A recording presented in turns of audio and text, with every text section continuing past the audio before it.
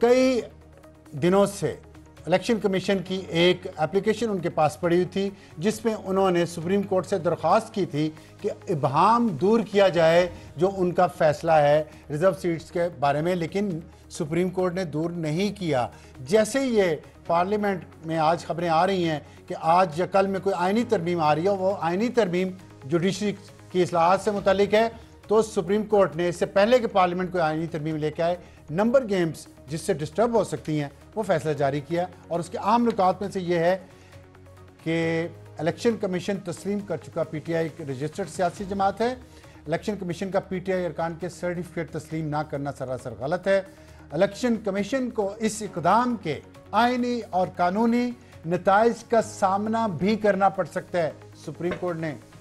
मैं धमकी नहीं कह सकता क्योंकि मुझ पर तो आईनी अदालत लग सकती है, लेकिन कहा उन्होंने ऐसे ही है, या तो एक्शन लेते या ना कहते। खैर, फैसले का इतलाक कौमी और सूबाई असम्बली पर भी होगा। इलेक्शन कमीशन की कन्फ्यूजन पैदा करने की कोशिश को सख्त अल्फाज में मुस्तरद किया जाता है। फॉरेन ऑफिस का बयान लग रहा है, सुप्रीम कोर्ट का फैसला कम लग रहा है, लेकिन फॉरेन ऑफिस ऐसे अल्फाज मुस्तरद करता है किसी दूसरी दुश्मन ताकत के। और सुप्रीम कोर्ट ने इलेक्शन कमीशन को फैसले पर फौरी अमल दरामद की हिदायत कर दी। लेकिन इसके साथ साथ अब इलेक्शन कमीशन की तरफ से जो खबर आ रही है लेटेस्ट, वो कह रहे हैं कि पहले हम एक इजलास बुलाएंगे, उसमें लीगल टीम से ब्रीफिंग लेंगे और देखेंगे कि जो फैसला अभी सुप्रीम कोर्ट का आया है उसके कानूनी नुकात क्या हैं और उस पर कैसे अमल करना है। तो हमारे आज की टॉप स्टोरी आइनी अदालत बहरान का हल, जो कि अब वाज़े हो रहा है कि आइनी अदालत बना दी जाएगी सुप्रीम कोर्ट में तरमीम कर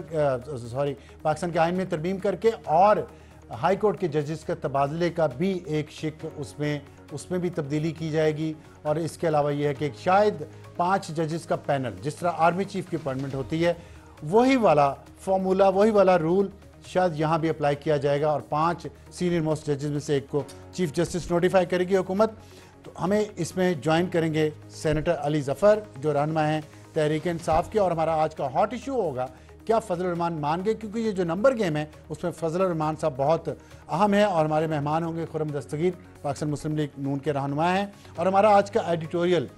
उससे लिंक है जो बिलावल भुट्टो ने चार्जशीट दी है और जिसमें तजाद दर तजाद खान साहब के बारे में है कि खान साहब का मकसद क्या है। आज उन्होंने जो ट्वीट किया है, कल ट्वीट किया उन्होंने, यहिया खान पार्ट 2, और उसमें हम बताएंगे कि महमूद रहमान कमीशन रिपोर्ट क्या थी और ज़िले शाह के जो कत्ल के वाक़े का उन्होंने जिक्र किया है, पुलिस पे डाला है, और यहिया खान पार्ट 2 वो क्यों कहते हैं और पहले वो क्या करते रहे, इसका हम एडिटोरियल में जिक्र करेंगे। लेकिन सबसे पहले टॉप स्टोरी, और इसके लिए हमें ज्वाइन किया है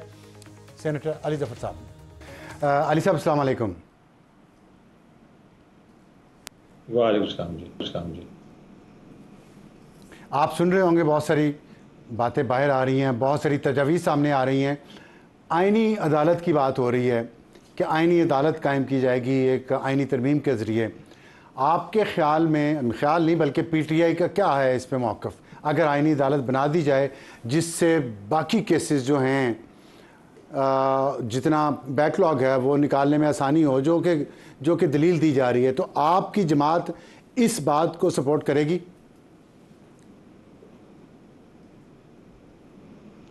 देखें, इस पे बात हो सकती है लेकिन ये वक्त दुरुस्त नहीं है। आम तरीके से बहुत अहम एक अमेंडमेंट है, इस पे पहले भी बात हुई है, लेकिन अगर इस पे डिटेल्ड बात होनी है तो इस पे कम से कम हर किस्म के एंगल से देख के फैसला करना पड़ेगा। जब भी तरमीम आती हैं आइन की तो बहुत एक दूर तक आपको देखना पड़ता है, फ्यूचर को देखना पड़ता है और सारे उसके प्रोज एंड कॉन्स देखने पड़ते हैं, उसके फ़ायदे नुकसान देखने पड़ते हैं, उसके बाद फिर आप फैसला करते हैं। एकदम नहीं होता, लेकिन अभी वक्त नहीं है। अभी जिस तरह ये अमेंडमेंट लाने की कोशिश कर रहे हैं या कर रहे थे, अब तो खैर नाकाम हुई, लेकिन बहरहाल वो जो कोशिश थी उनकी, वो हमारी मुशावरत के बग़ैर जो पास करने की कोशिश हो रही थी, ये बिल्कुल बजा नहीं है। बहरहाल जो बैरिट्स की जब भी कॉन्स्टिट्यूशन अमेंडमेंट आती है तो सारी मामला कमेटी के पास जाता है, वहाँ डिस्कस होती है, और फिर कॉन्स्टिट्यूशन अमेंडमेंट में तो आपको सारी पॉलिटिकल पार्टी, सारी सियासी जमातें, सारे स्टेक होल्डर्स को का मौक़िफ़ सुन के फिर फैसला करना होता है, जो कि इस केस में वैसे भी नहीं हुआ। अभी आपने, मेरा ख्याल है, कुछ देर पहले सुना होगा, आज कि फैसला भी है सुप्रीम कोर्ट का। जी जी जी जी सुप्रीम कोर्ट का जो फैसला अब आ गया है। हम जी उन्होंने कहा है कि पीटीआई के जितने भी अ, अरकान, जितने भी मेंबर्स थे, चाहे वो पीटीआई के सिंबल के तहत उन्होंने इलेक्शन लड़ा हो या ना लड़ा हो, या सुन्नी इत्तेहाद काउंसिल के उसने उन्होंने लड़ा हो, उनके सिंबल्स के तहत या इंडिपेंडेंट सिंबल्स के तहत लड़ा हो, वो सारे के सारे पीटीआई के पार्लियामेंट्री पार्टी के मेंबर्स समझे जाएंगे। ये एक बहुत अहम बात है। इसका मतलब ये है कि उनके ऊपर भी आर्टिकल 63A एक तरह से वैलिड है। उनके ऊपर वो भी पाबंद हैं अपने पार्लियामेंट्री लीडर की जो भी हदायत हो उसको, उसके पाबंद हैं। जिस तरह मैंने सारे सेनेटर्स को एक पार्लियामेंट्री लीडर पीटीआई की सेनेट में होने की हैसियत से मैंने लिख दिया था कि आपने किसी किस्म की कॉन्स्टिट्यूशन अमेंडमेंट में वोट नहीं करना। इसी तरह जो पार्लियामेंट्री लीडर हैं पीटीआई की नेशनल असेंबली में, उन्होंने भी सबको लिख दिया हुआ है कि आपने किसी तरह कॉन्स्टिट्यूशन अमेंडमेंट में वोट नहीं करना। इसका मतलब यह है कि अच्छा आर्टिकल अली जफर साहब ये 63A बताइएगा, के तहत अब वो ना आपने सिर्फ कहा कि जी हुकूमत नाकाम हो गई है आईनी तरमीम लाने के लिए, तो उसकी वजह यही फैसला जो भी सुप्रीम कोर्ट का आया है, आप इस वजह से कह रहे हैं? जी, उससे पहले भी मैं हर प्रोग्राम पे ये कहता रहा हूं कि आर्टिकल 63A के ऊपर जो फैसला किया था सुप्रीम कोर्ट ऑफ पाकिस्तान ने, आपको याद होगा वो मेरा ही केस था, उसको डिफेक्शन केस समझते हैं, कहा जाता है, बड़ा फेमस केस पूरी दुनिया में हो गया है। उसके अंदर उन्होंने ये कहा था सुप्रीम कोर्ट ने कि आर्टिकल 63A के तहत अगर कोई पार्लियामेंट्री लीडर की हदायत के बरखिलाफ वोट करेगा तो उसका वोट वो ना सिर्फ नाअहल होगा बल्कि उसका वोट काउंट भी नहीं होगा। तो जब वोट काउंट ही नहीं होगा तो 2/3 मेजॉरिटी हो नहीं सकती। एक कन्फ्यूजन थी एक वक्त कि ये जो सुन्नी इत्तेहाद के कुछ मेंबर्स हैं वो इंडिपेंडेंट हैं, उनको हुकूमत तोड़ने की कोशिश कर रही है, क्या वो टूट जाएंगे। लेकिन अब वो जब क्लैरिफिकेशन आ गई है सुप्रीम कोर्ट की मेजॉरिटी की 8 मेंबर्स की, जिसमें उन्होंने ये ठीक है, कहा है कि ये तो मैं पीटीआई बात के समझ गया हूँ आपकी, मैं पार्लियामेंट्री बात समझ पार्टी गया के हूँ। मेंबर समझे लेकिन जाएंगे।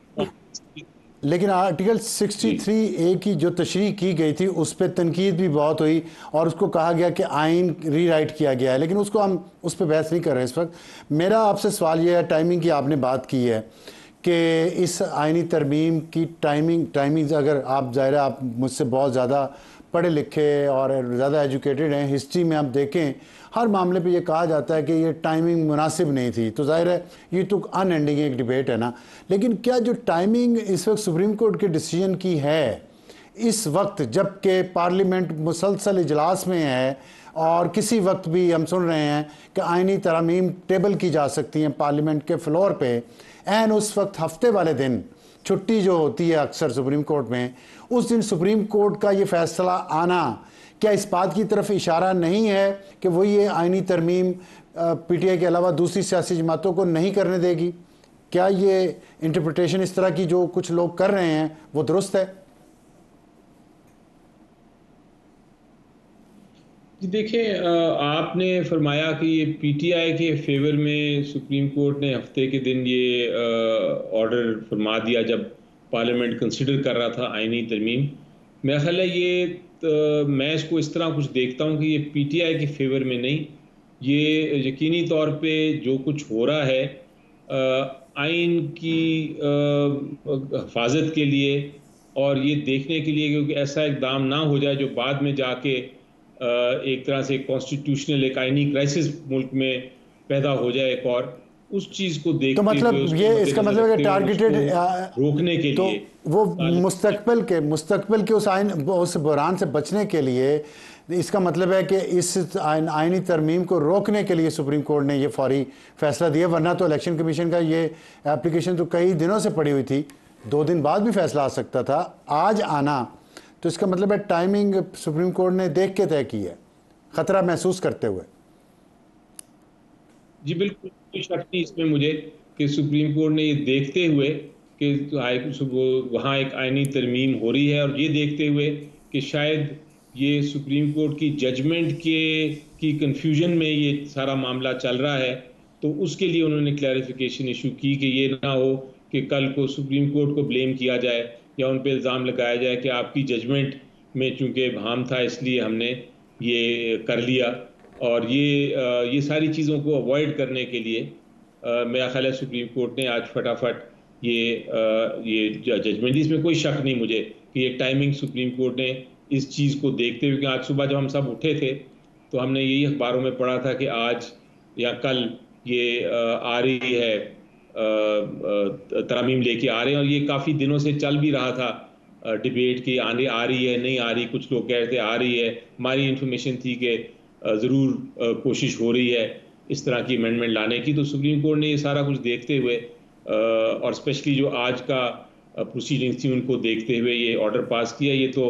बिल्कुल दुरुस्त बात है, लेकिन उनका मोटिव जो है, मकसद जो है वो यही था कि कल को उनकी जजमेंट की वजह से अगर कोई कन्फ्यूजन पैदा हो रही है तो उसको रोक लिया जाए।